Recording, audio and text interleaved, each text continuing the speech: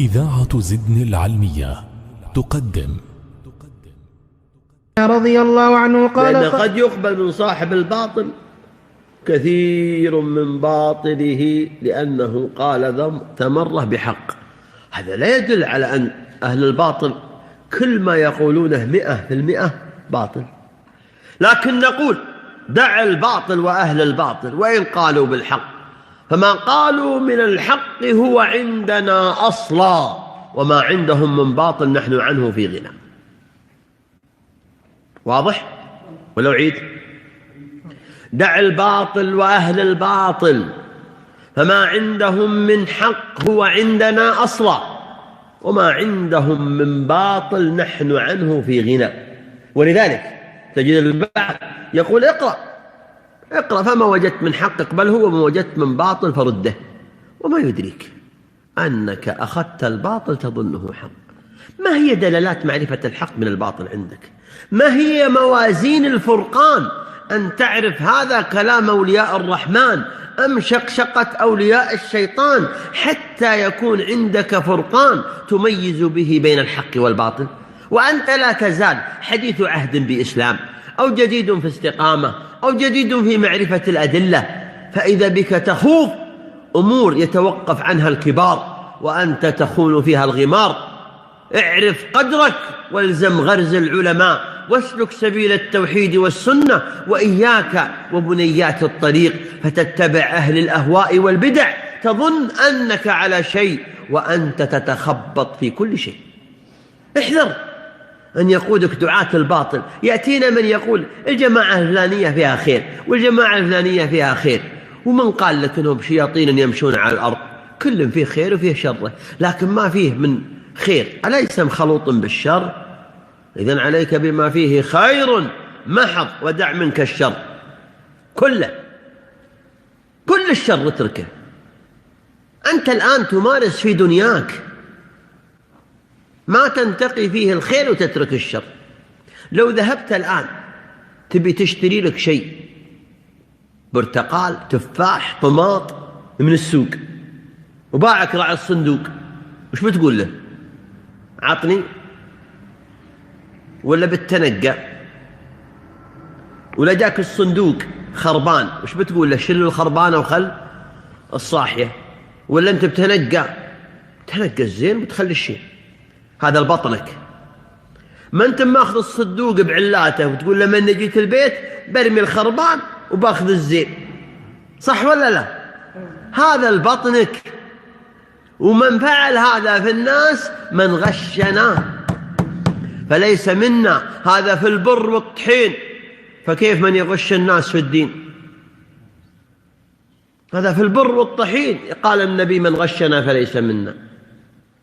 فإذا أتيت في أمور دينك تسمع داعي من دعاة البدع وتقول اللي عنده من الخير باخذه واللي عنده من الشر بخليه، وأنت وش يدريك أنه قال خير ولا شر؟ ألا تعلم أن الفتن والشبه خطافة؟ عمر بن الخطاب لما وجد النبي صلى الله عليه وسلم في يده نسخة من التوراة، هل التوراة كلها باطل؟ حرف بعضها، لكن الباقي والمحرف هل نعلم ما هو الذي حرف والذي بقي؟ لا. ماذا قال له؟ قال: خذ منها ما فيها خير واترك ما فيها من شر. يا عمر، قال: أمتهوكون يا ابن الخطاب وقد أتيتكم بها بيضاء نقية، لو كان فيها خير ما ضلوا. هل تعون هذا الكلام؟ قال: أمتهوكون يا ابن الخطاب، يعني أنت في شك من أمرك لما تأخذ من هذه النسخة. ولذلك قال أهل العلم: يقال في كتب أهل البدع كما قال النبي في نصحه لابن الخطاب: عليك بكتب السنة وأهل السنة، ارجع للبخاري، ارجع لمسلم، ارجع لدواوين العلماء المعروفين، واترك من قيل فيه وقد قيل. هذا في الأكل. في الشرب ما تأخذ لك ماعون تشك وش هو فيه، ولا تشتري لك بضاعة أنت ما تدري وش هي عليه. هذا في بيت، لو سألت قال لك هذا البيت فيه وهذا البيت زين، فاختلف في مدحه وذمه، هملت رحت شريت لك بيت ثاني. مرة تبي تتزوجها وذكروها بسوء ولا ذكروها عندها بس عندها وعندها، أنت تبي وهي أنثى في زواجك تنك في بطنك وفي مسكنك، سيارة بتشتريها لابد وتروح تسوي فحص وتسوي لها، دينك تخم من أي واحد تسمع، من أي كتاب تقرأ، وهو دينك بينك يوم القيامة. لذلك ماذا قال السلف الصالح؟ إن هذا العلم دين، انظروا عمن تأخذون دينكم، انظروا عمن تأخذون دينكم. يأخذ الدين ممن يعرف منه الدين، ولذلك انتبه عمن تأخذ دينك، بل هو منه، من أهل العلم الذين عرفوا بالعلم وبتلقي العلم عمن قبلهم من أهل العلم عمن قبلهم، كما قال سلمان الفارسي: لا يزال الناس بخير. وارجعوا لهذا الحديث في مقدمة الدارمي، قال: لا يزال الناس بخير ما أخذوا العلم عمن قبلهم، لا يزال الناس بخير ما أخذ الأول عن الآخر، فإذا هلك الأول قبل أن يأخذ الآخر هلك الناس. لا يزال الناس بخير ما أخذ الآخر عن الأول، فإذا هلك الأول قبل الآخر هلك الناس. يعني ما فيه تسلسل في العلم، انقطع.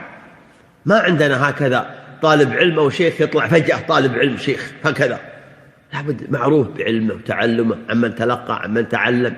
واليوم الحمد لله مجالس العلم موجودة وجامعاتنا وأمورها وأشياءها، انتبه، فتلقي العلم من الأمور المهمة. ولذلك ما كل من جلس يجلس له، ولا كل من كتب يقرأ له، ولا كل من تكلم سمع له. هذه مهاوي الردى الثلاث وظل الناس بها، فمن جلس جلس إليه، ومن تكلم سمع له، ومن كتب قرئ له. لكن ليت شعري ما الكتابة التي قرئت، وما الحديث الذي دار، وما المجلس الذي جلس. فكان السلف يعتنون بهذا. ففي الكتاب قصة الرسول صلى الله عليه وسلم مع ابن الخطاب، المتهوكون ابن الخطاب، انتقوا الكتب الجيدة. في المجالسة لا تجلس. يقول ابن عباس: إياكم ومجالسة أهل الأهواء والبدع فإنها ممرضة للقلوب، إني أخشى أن يغمسوكم في ضلالتهم أو أن يلبسوا عليكم ما عندكم من حق. تشك، إني أخشى أن يغمسوكم في ضلالتهم أو أن يلبسوا عليكم ما عندكم من حق. هذا في المجالسة. في السماع كانوا لا يجعلون مجالا لحديث هؤلاء، ولا يجلس لهم ولا يستمعون منهم. ابن سيرين أتاه رجل يريد أن يقرأ عليه من القرآن، قال: لا أسمع منك، ووضع أصبعيه في أذنيه، ما أسمع منك. فلما سئل، وهو ابن سيرين من كبار العلماء وتابع التابعين، قال: إني أخشى أن يقول كلمة فيقذف الله في قلبي تلك الشبهة، أو يمرر علي ما يريد، أو هكذا قال. انتبهوا، هذه أمور مهمة. ولذلك ذكر هنا: فيأتي مسترق السمع فيأخذ الكلمة، أي كلمة حق، فيضيف لها 100 كلمة من الباطل، فتقبل الناس 100 كلمة من الباطل، لأنه قال تلك الكلمة التي سمعها من مسترق السمع فنقلها إليه، فتقع، فيقول الناس: ألم يقل كذا وحصل كذا، فينسون 100 باطل. وهذا دليل على أن أصحاب الباطل يمرر 99% من الباطل والكذب والزور، ويصدق في واحدة. كفانا الله وإياكم شرهم. نعم.